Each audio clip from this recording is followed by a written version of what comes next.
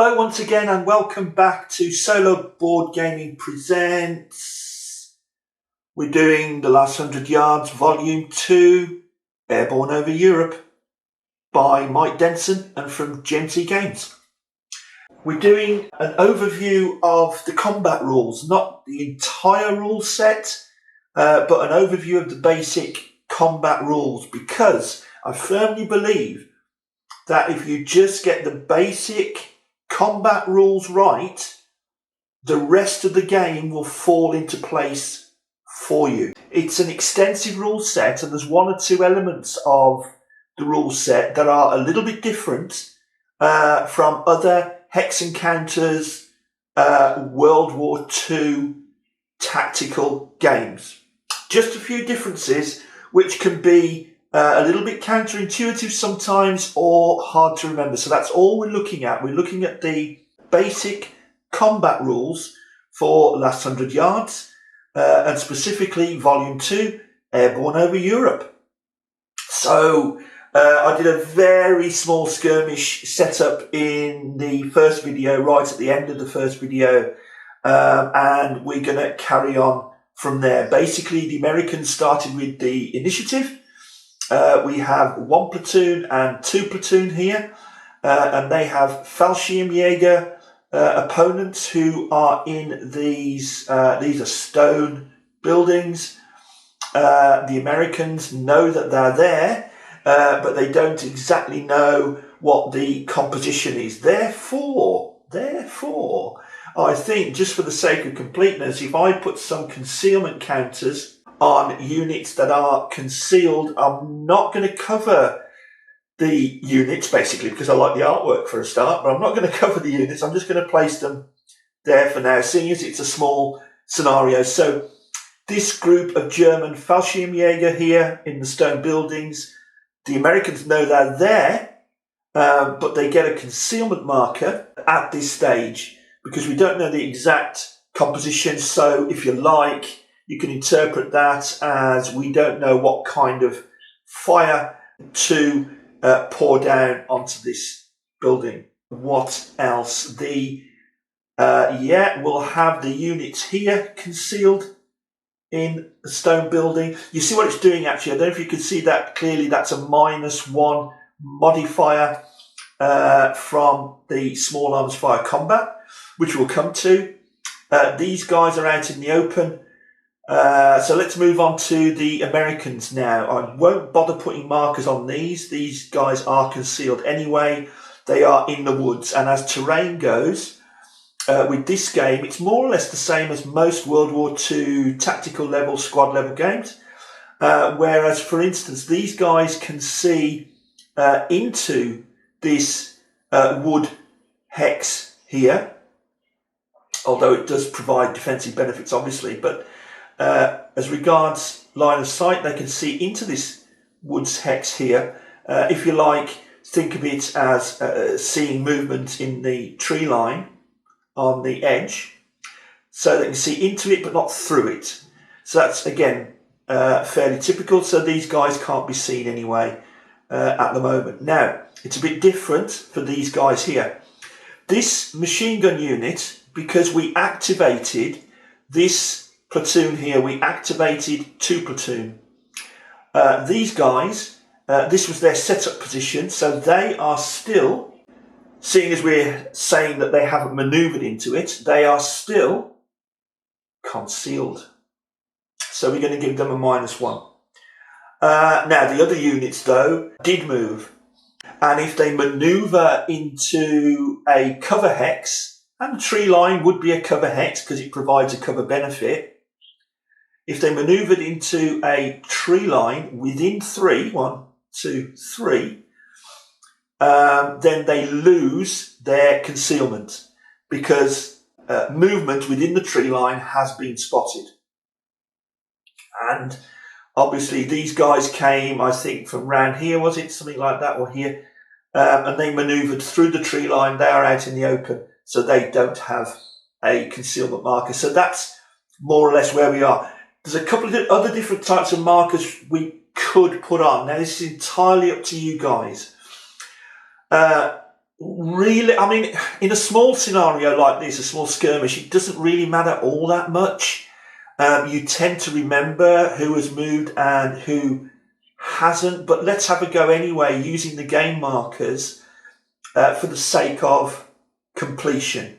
Now, because it's important to denote which units have carried out an action during an activation and which units haven't.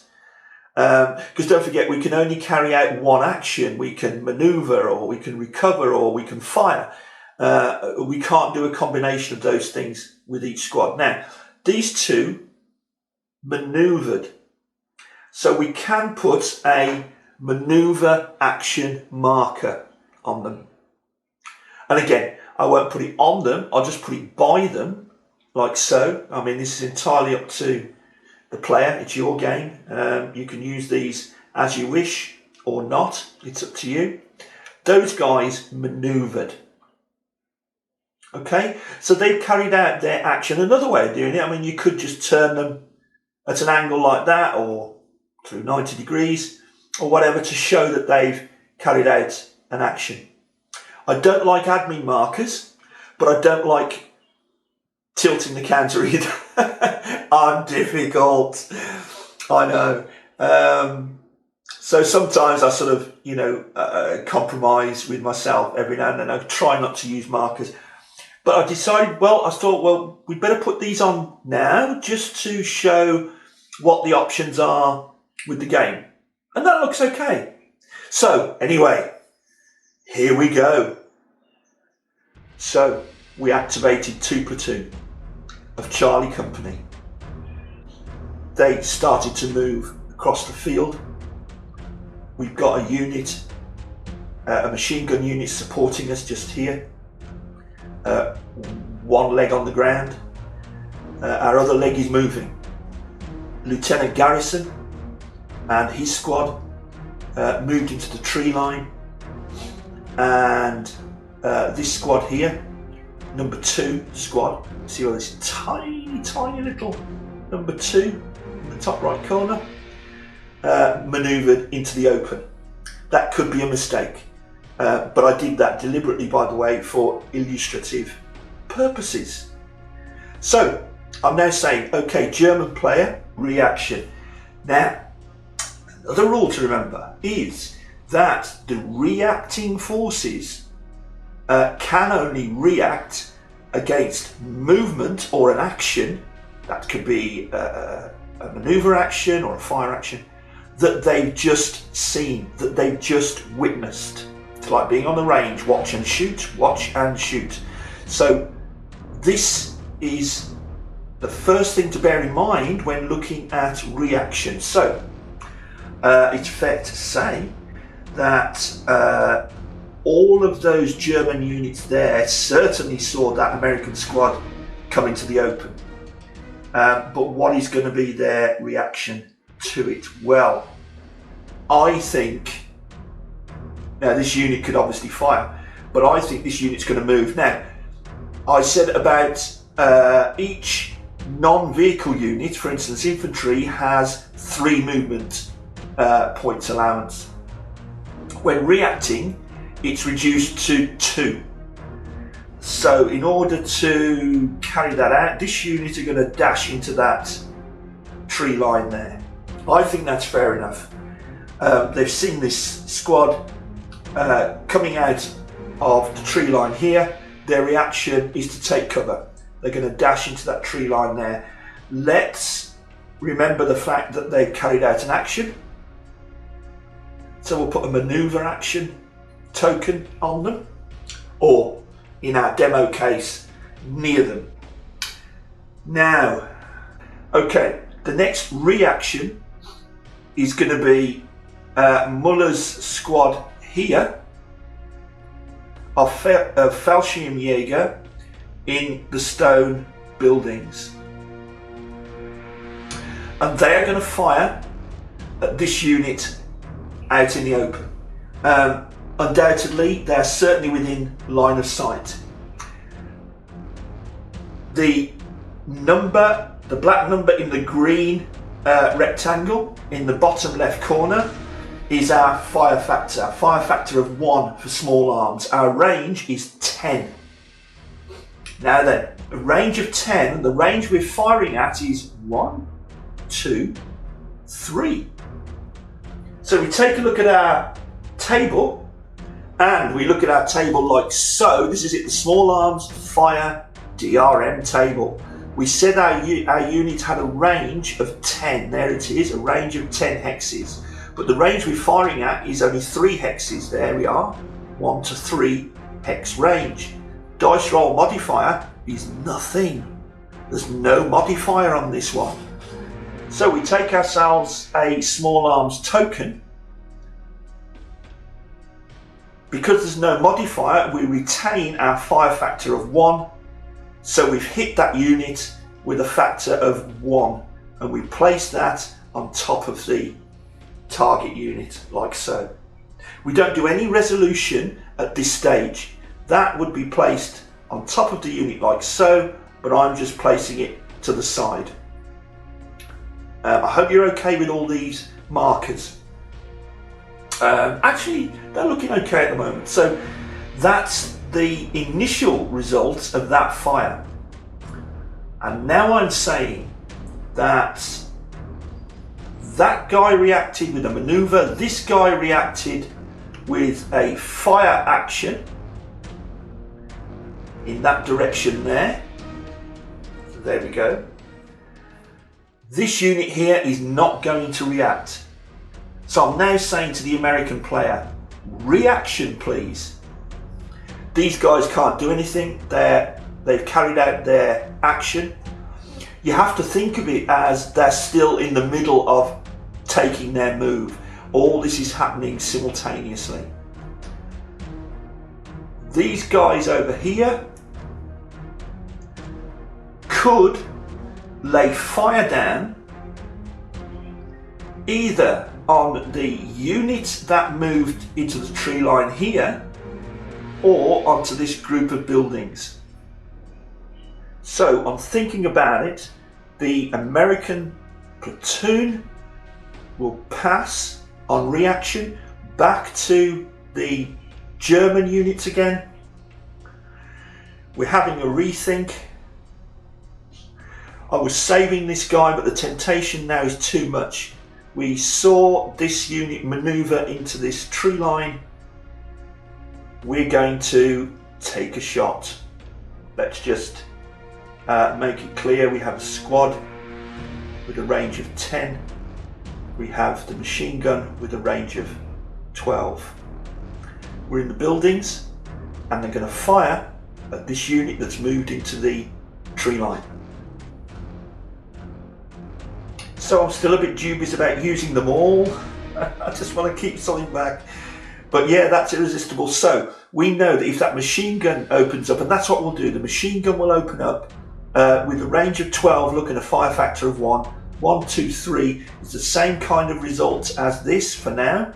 So he would get his combat factor of 1, but he's in some cover terrain, which is the tree line, which gives us a -1. So it's 1 and then -1, and that makes it a 0. So we'll remind ourselves by placing a small arms modifier there, 0. By the way, I may as well just say now that green markers are for small arms fire. Let's have a look at another marker here. Red would be for mortars. There we go, like so. And yellow would be for anti-tank, and so on. So green for small arms, red for mortars, yellow for anti-tank. Okay, and it reminds us actually, because if you look at the counters, all the small arms fire factors are in the bottom left, as I said. It's that black number in the green rectangle. Green is small arms. Okay, yellow, as you can see, the yellow box here, the yellow box here, the yellow box here in the top left, that's anti-tank value, that's yellow. So it's consistent throughout the game and throughout the pieces. So we've reacted by firing at that tree line there. I'm now going to ask for a reaction from the US side, and now the US will react, and I think we'll react, yeah, with our MG. So as a reaction, this machine gun here, this 30 cal, is going to open up on this building here. So it's a range of, it has a range capability of 10, and it's at 1, 2, 3 hex range. That's no modifier there. However, there is a modifier for the terrain, for the building. So at the moment we're still on 1. And for the terrain, for the stone building, that's going to be quite high because that gives some decent protection there. It's -3. Oh dear. So +1 -3 is going to be -2. -2 modifier here. Like so. Okay. Do we have... Yep. Let's put a fire marker. Actually, let's modify. Let's put plenty of markers down. That's the machine gun that did a fire action to here.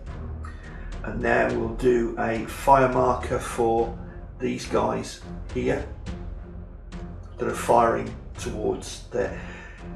Couple of things actually from this game, because you can see where some of these things have come from, or where the inspiration has been. We can go back, for instance, to Operation Dauntless, for those of you that know that game, a fantastic game where you've got, for instance, the armor reaction cycle, where this cycle keeps going round and round, action and reaction and that kind of thing, where a unit can react to something it sees to its front.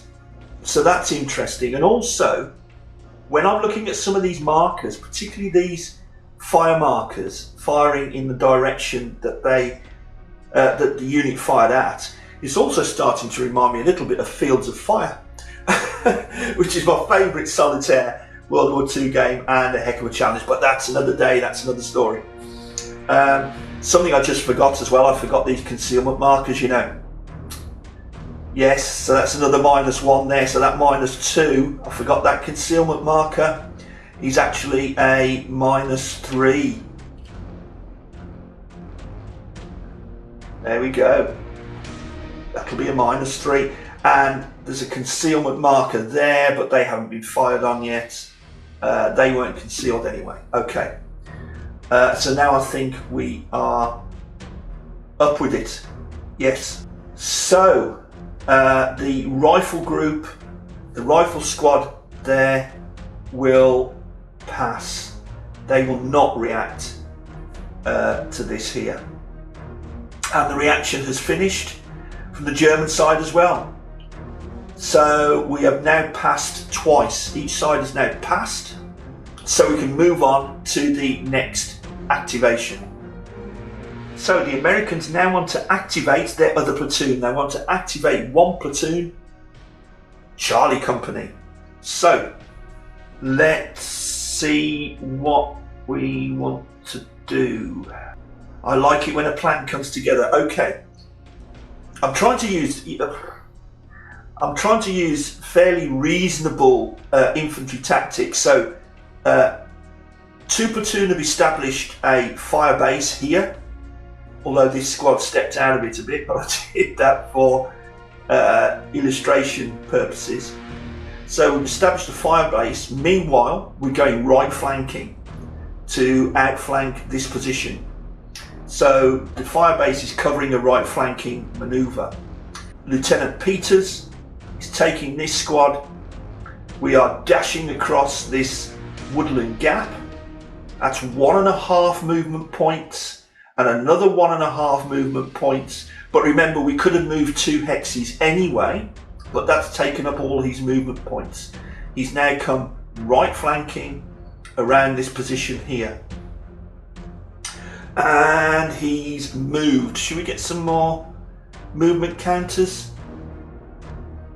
Let's just remind ourselves that he's carried out a movement action. Now these other two squads, 1.5, 3, and this squad. Well, hey, we'll do the same thing. We'll keep them together. Okay, so all the squads have moved and therefore can't carry out any fire actions. But we have to say to the Germans now, guys, are there any reaction? Well, all these guys have carried out an action. We know that the machine gun carried out an action, firing into this tree line. We've got this squad. Now, we saved this squad on purpose, so they are going to carry out an action, and they're going to be firing along this hex spine here at the unit that just manoeuvred into this tree line.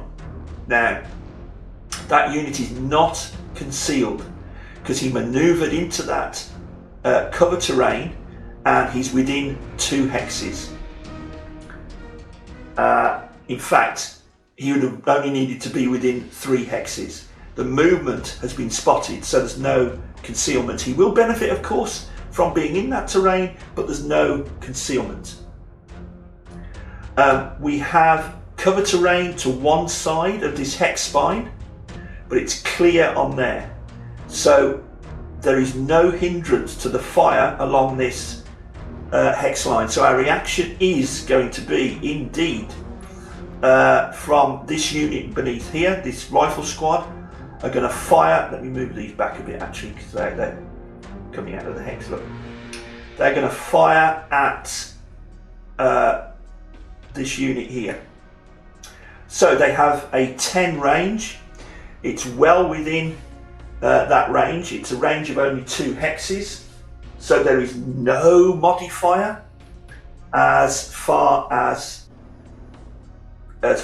range is concerned, but there is obviously a modifier for the cover. Now it's Woods hex, so let's just check Woods hex, double check it again. I think it's -1, isn't it? Yes, it's -1. Small arms fire because they're on the edge of the wood. So he gets his 1, so it's +1. Then -1, so it's a 0. So let's find a 0 marker. That'll do. How we put a 0 marker against this unit here. That was my small arms fire. Okay. Any other reaction? No. We've had fire actions all over the place. Just put that there, just for the sake of completeness. Can I just say, if you're in any way concerned about all these markers, I did mention I'm doing it for the sake of completeness. They are there for you to use. If I was just doing this on my own, it's a very small skirmish. I could keep majority of this in my memory and wouldn't need to use the markers. But they're there just for illustrative purposes. So, any more reaction? No, all the Germans have reacted. So all this fire was going down. They were reacting in different directions. And again, you must remember that this is last 100 yards way of interpreting simultaneous tactical squad level action and reaction. So it's all going on at the same time, and I think it does that pretty damn well. So there's all this going down, the confusion of battle and so on. So what does all this fire mean? Let's get to the fire resolution phase. So because we're going to start the fire resolution phase, what we can do now is remove those action counters, because we know they've all moved. So all these can be removed, just to clear the board up a little bit, and you'll see what we're left with. Like so.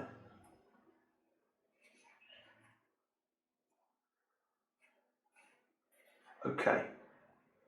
Is that them all removed? Yeah. We can look at the concealment counters as well, but normally you would do that at the end of the turn. So now we have 1 marker, 2, 3, 4 markers, 4 fire resolutions to decide.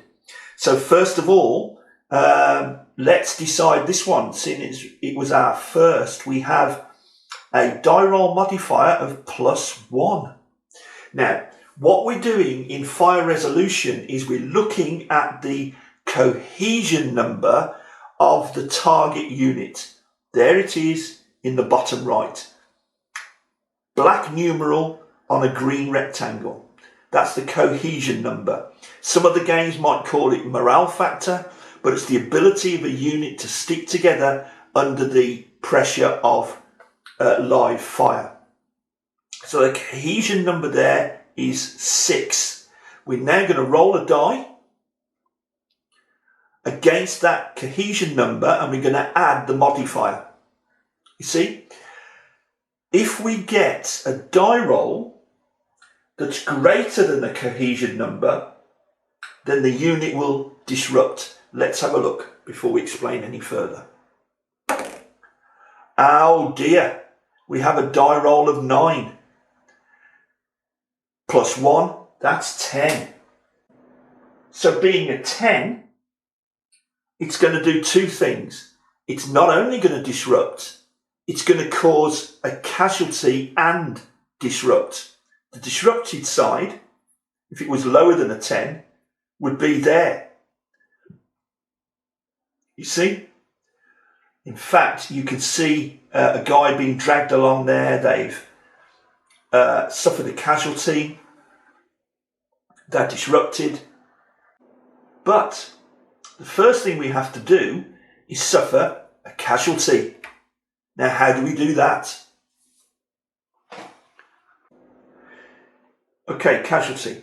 So first of all, we have to put the casualty on the table. You reach into your box that contains units of the same platoon and you take out a reduced unit. Like so. If I remove that guy and in his place put that guy. You see the difference? The full strength squad has 4 units on it. The reduced strength squad has just 2 figures on it. So there's a distinct difference there. You just take it from the unused tokens, the unused counters that you're keeping in your trays. So it suffered that casualty and became disrupted. Now you can see a big difference there. They're now dragging that lifeless body along the floor. So there's the difference in counters, like so. That shows that we have a casualty and that he was disrupted.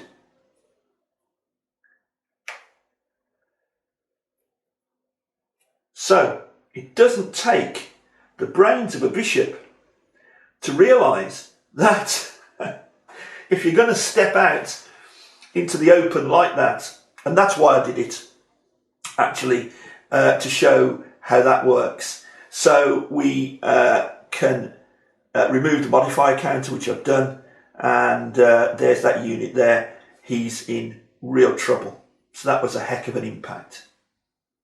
What did we have next? Next we had this machine gun unit firing at these guys in the hedgerow. Now there's 2 units there. So the first thing we've got to do, and we know that our modifier is 0, the first thing we have to do is look at which unit has the highest cohesion. Well, they're both the same. Here, for instance, this unit has a cohesion of 6. The one underneath it, if you can just see that, has a cohesion of 5. But this is the one being fired at with both 6. So we can actually pick a unit. We're actually going to pick the squad. Ah, the other one was an officer anyway, look. So we're firing against the mass of the body of troops, which is the squad, and the cohesion is 6. So we roll our dice again, and we have a 3. No modifier. It's below the cohesion of the unit, So the unit is intact. We can remove that modifier. So that wasn't anywhere near as successful. You see how this plays out? This is really exciting. It's obvious why we took a big hit there. Okay, the next one is this unit hit. Sorry, it was these guys, wasn't it? These guys fired on this unit here. They both have the same cohesion of 6. So we'll choose, it's up to me. You can choose it at random, or I'm just going to say it's the machine gun unit. We are going to roll our die. Oh dear, we got a 9. But we -3, and that's because they're in a stone building. Again, makes so much sense, giving us a result of 6. Now the fire result has to be greater than the cohesion number. The fire result is the same. No effect. No effect. And equally to the other unit in the hex. If one of those units had been affected, for instance, and therefore disrupted, then the other unit does have to make a cohesion check to see how they react. We might come across that, we'll see. So anyway, no result against those units in the building. Again, that's understandable, I can see that. So the next thing we had, this German squad in the stone building here fired with no modifier against this unit in the trees. So let's go. We're rolling. Here's a good example. We have cohesion of 5 and cohesion of 6. We're rolling against the 6. Oh, roll off the table, but we got a 5. We roll a 5. No modifier. It's a straight 5. They held 2. We're fine because it was below or equal to or below their cohesion number. So if you take a look around the board, that's their game turn over. There's one thing we can do. These units were firing from a concealed position, but within 2 hexes of these American GIs here. So now they are no longer concealed. As far as we're concerned, because it's within 2 hexes, these guys have got a pretty good idea of exactly how many troops are in that stone building. So that comes off the board. I'll just have another quick check. Does that remain? Yes, it does, because it's 3 hexes and not 2. It has to be within 2. And that is out of range, so they're still concealed as well. So there we go. That combat turn is over. I hope you enjoyed watching. I don't want to make them too long. I want to split them up into nice little sections. Now, the next section, we're going to look at assaults. We're going to try and assault this building because we've seen the fire has been ineffective. There's only one thing to do, and that is to go in with the submachine guns and with the grenades and with the bayonets. So we'll see assaults and we'll see some mortar fire in the next round. Thanks very much for taking a look. See you then. Bye-bye.